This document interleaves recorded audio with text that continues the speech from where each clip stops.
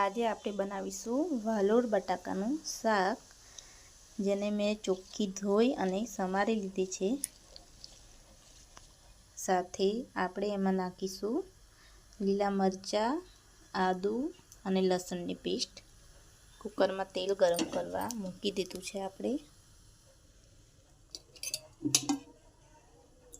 તેલ થોડું વધારે નાખીશું તો કોરું શાક આપણને સરસ બનશે, સ્વાદમાં પણ સરસ લાગશે. મેં અહીં 5 પરી તેલ નાખ્યું છે. વઘાર માટે જીરું,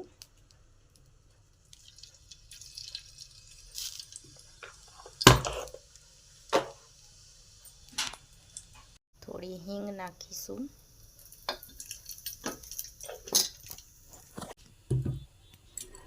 જીરું સરસ થઈ ગયું છે. તેલમાં હવે આપણે નાખીશું લસણ, આદુ અને મરચાંની પેસ્ટ.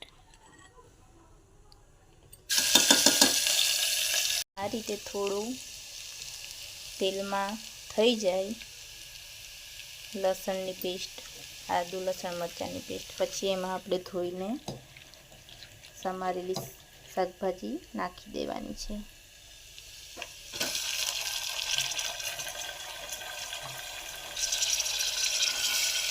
શાકભાજી નાખ્યા પછી થોડીવાર આપણે તેને હલાવી દઈશું, બધું મિક્સ કરી દઈશું.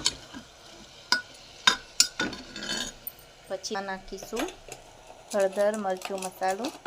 મેં અહીં સાદી અને સરળ રીતે જ આ સબ્જી બનાવી છે.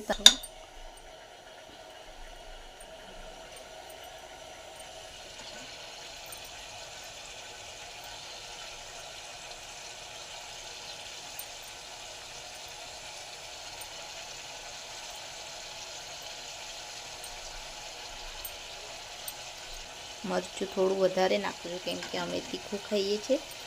તમે તમારા હિસાબે વધઘટ કરી શકો છો. અનુસાર મીઠું નાખીશું.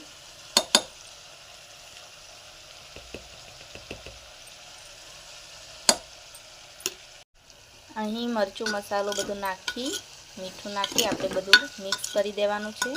મિક્સ કર્યા પછી થોડું શાકભાજી ચડે એટલું જ આપણે પાણી નાખવાનું છે, કારણ કે શાક આપણે બનાવવાનું છે કોરું, રસાવાળું નથી બનાવવાનું. એટલે અહીં આપણે થોડું જ પાણી નાખવાનું છે.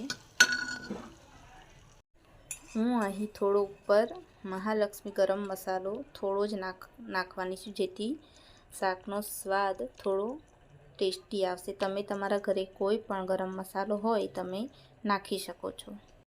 આપણે તેને 4 સીટી લગાવીને થવા દઈશું. ચાલો આપણે જોઈ લઈએ હવે આપણું શાક થયું છે.